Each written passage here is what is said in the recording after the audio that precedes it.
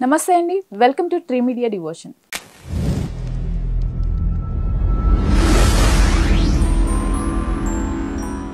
ఈరోజు మనతో ప్రముఖ వాస్తు జ్యోతిష్య నిపుణులు శ్రీ లలితాదేవి ఉపాసకులు శ్రీ నానాజీ పట్నాయక్ గారు ఉన్నారు. గురుగారు నమస్కారం. శ్రీమాత్రే నమః. సార్, రెగ్యులర్గా వచ్చే పౌర్ణమికి హోలీ పౌర్ణమికి ప్రత్యేకత ఉంది అని చెప్పేసి చెప్తూ ఉంటారు.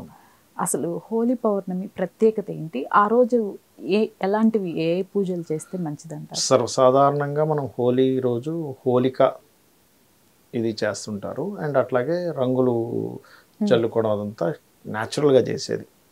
కానీ పౌర్ణమి రోజు చేసే హోలీ పౌర్ణమి రోజు చేసే సాధన ఏదైనా అమ్మవారిది ఉంటే కనుక మీ యొక్క డిజైర్ ఖచ్చితంగా నెరవేరేటువంటి సమయం అది పౌర్ణమి.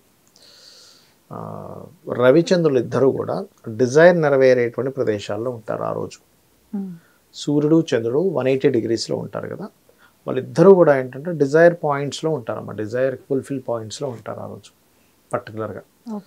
అందుకు ఎప్పుడైనా సరే మనకి ఏకాదశి కానివ్వండి, ఏకాదశిలో 3/11 5/9 కాంబినేషన్లో ఉంటారు రవిచంద్రులు. అలాగే మనకు కొన్ని తిథులు వచ్చినప్పుడు ప్రత్యేకంగా అమావాస్య అనుకోండి రవిచంద్రులు కలిసి ఉంటారు. పౌర్ణమికి 1/7 యాక్సెస్లో ఉంటారు.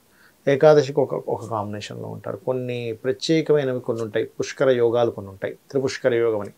అలాంటి టైంలో కొన్ని ప్రదేశాల్లో ఉన్నప్పుడు ఏమవుతుందంటే ఆకాశంలో మనస్కారకుడైన చంద్రుడు, ఆత్మకారకుడైన రవి ఉండేటువంటి డిస్టెన్స్ని బట్టి ఆ రోజు ఉన్నటువంటి తిథిని బట్టి మనం ఏదైతే కార్యక్రమం చేస్తామంటే ఆ రోజు సర్వసాధారణంగా లలిత అమ్మవారి యొక్క స్తోత్రాలు రాత్రి సమయంలో చంద్రుడిని చూస్తూ చంద్రుడికి చనివిడి నైవేద్యంగా పెట్టి ఆ యొక్క కిరణాలు పైన దాని మీద పడుతూ ఉండగా లలిత చదువుకుంటారు. చదువుకున్న తర్వాత స్వామివారి అమ్మవారి స్వరూపంగా భావిస్తూ చంద్రుడిని మీరు దీపం చూపించడము, ధూపము, నైవేద్యం అన్నీ చేసి ఆ చనివిడి పంచుతారు. దీనివల్ల ఏమవుతుందంటే మనస్పర్ధలు రావు. ఇంట్లో ఉండే వాళ్ళకి చిన్న విషయాలకి మనస్పర్ధలు ఏవైతే వస్తుంటాయో అవి క్లియర్ అవుతాయి చెప్పాలంటే. ఓకే, అది. అండ్ అలాగే మరొక విషయం ఏంటంటే ఇక్కడ ఈ రవిచంద్రులు ఇద్దరు కూడా ఈ కాంబినేషన్లో ఉన్నప్పుడు ఏంటంటే ఒక సంకల్పం అనుకున్నాం. అంటే ఆ లలితాసహస్రనామాలు చేసే ముందు మీకు ఏదైతే ధర్మబద్ధమైనటువంటి సంకల్పం ఏదైనా ఉండి అమ్మవారికి చెప్పుకొని కనుక లలిత చదువుకుంటే కూడా సంకల్పం నెరవేరుతుంది. పర్టికులర్గా కొన్ని సాధనలు చేసేవాళ్ళు ఉంటారు. అంటే ఇప్పుడు మనకి అమావాస్య నాడు ఎలా అయితే సాధనలు చేసుకొని కొన్ని సంపాదించుకుంటారో సాత్వికమైనటువంటి అమ్మవారి దశమహావిద్యల్లో కావచ్చు, లేకపోతే ఇంకేదైనా ఇప్పుడు శివారాధకులు ఉంటారు, ఎక్కువ శివార్చన చేస్తారు నమ్మక చమకంతో, లేకపోతే విష్ణు పౌర్ణమి రోజు ఎక్కువగా చేస్తూ ఉంటారు. వాళ్ళకి ఏంటంటే ఏదైనా ఇప్పుడు హెల్త్ ఇష్యూస్ తగ్గట్లేదు, ఆ రోజు నమ్మక చమకం ఒక ఏకాదశ రుద్రం 11 సార్లు కనుక చేసి ఆ రోగం తగ్గాలి అని చెప్పి చేసుకున్నట్లయితే క్లియర్ అవుతుంది ఖచ్చితంగా. అంటే హెల్త్కి, సంతానానికి, బిజినెస్ ఇంప్రూవ్మెంట్స్కి, డిజైర్ ఫుల్ఫిల్మెంట్కి, ఈ 4టికి కూడా ఈ పౌర్ణమి రోజు చేసేటువంటి సాధన, అందులో ముఖ్యంగా హోలీ పౌర్ణమి మరింత బలం ఎక్కువ రెగ్యులర్ దానికంటే కూడా. చాలా అంటే చాలా పవర్ఫుల్ అండి. అది మామూలు విషయం కాదు అసలు. అది మనం చాలా ఏదో పొద్దున్నప్పుడు ఏదో రంగులు ఆడేసుకుని అయిపోయింది హోలీ అయిపోయింది అనుకుంటాం, కానీ సాధకులకి అది ఒక రకమైనటువంటి ఎనర్జీ పాయింట్స్ అవి చెప్పాలంటే. అంటే ఆ రోజు ప్రత్యేకంగా పూజ విధానం చేసే వాళ్ళు ఉంటారు, వాళ్ళు ఎలా చేస్తే మంచిది అంటారు? ఉదయం కామన్గా ఇప్పుడు పొద్దున్నప్పుడు మనం నిత్య పూజ చేసేసుకున్న తర్వాత లలిత చదువుకోవాలి. వీలైనంత మటుకు తెల్లటి ఎర్రటి పుష్పాలతో ఒక్కొక్క నామాన్ని చదువుతూ చేస్తే ఇంకా మంచి ఫలితం వస్తుంది. లేదు ఇంకొంతమందికి కామ్యం అధికంగా ఉన్నప్పుడు ఉట్టి ఎర్ర పుష్పాలు వాడతారు, లేదా కుంకుమ వాడతారు, కుంకుమతో పూజ చేయడం. ఇంకా ఆ రోజు అమ్మవారికి ఇష్టమైనటువంటి పాయసాన్నం కానీ, లేకపోతే గూడాన్నం కానీ, పులిహోర కానీ ఇట్లాంటివి నైవేద్యంగా పెడతారు. కాకపోతే ఉదయం కంటే సాయంత్రం ఎక్కువ ఇంకా చెప్పాలంటే.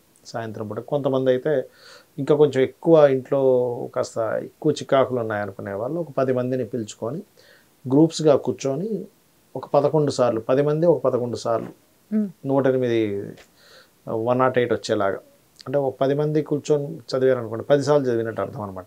ఒకసారి చదివితే 10 సార్లు చదివినట్టు. అలా ఒక 11 సార్లు చదివేస్తే 108 కంప్లీట్ అయిపోతుంది. అంటే 110 అవుతుంది కానీ అయిపోయినట్టు అవుతుంది అనేటువంటి దాంతో, అంటే 108 సార్లు లలిత చేసినటువంటి ఫలితం వస్తుంది కదా.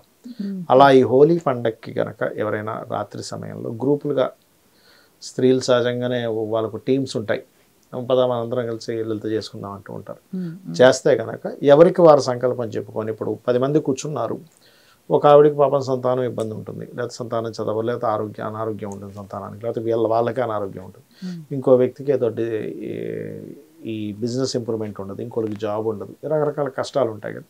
సంకల్పం చెప్పుకొని అమ్మ నీ ప్రీతి కోసం చేస్తున్నాను అనుకుంటూ నువ్వు తీర్చగలవు ఈ సమస్య అని అనుకోని కనుక ఆ 10 మంది, లేకపోతే 10 మంది ఉంటే 10 మంది, 20 మంది ఉంటే 20 మంది, ఎంత ఎక్కువ మంది ఉంటే అంత మంచిది. ఆ 10 మందే ఉండాలని రూల్ ఏం కాదు, 50 మంది ఉన్నా పర్లేదు దానిలో.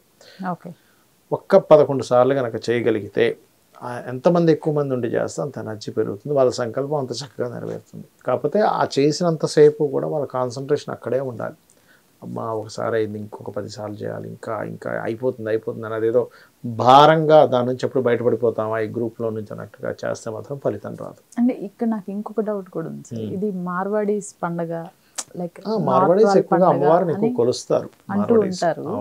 యాక్చువల్లీ వాళ్ళ పద్ధతులంతా వేరేగా ఉంటాయి. ఇక్కడ మన తెలుగు స్టేట్స్ వారు, అంటే మన తెలుగు వాళ్ళు అమ్మవారిని అలంకరిస్తారమ్మా చాలా మటుకు. మార్వాడీస్ అమ్మవారిని అలంకరించడం, గోసేవలు ఎక్కువగా చేస్తారు వాళ్ళు. గోసేవ చేయడం కూడా చాలా మంచిది. ధన్యవాదాలు. శ్రీమాత్రే నమః.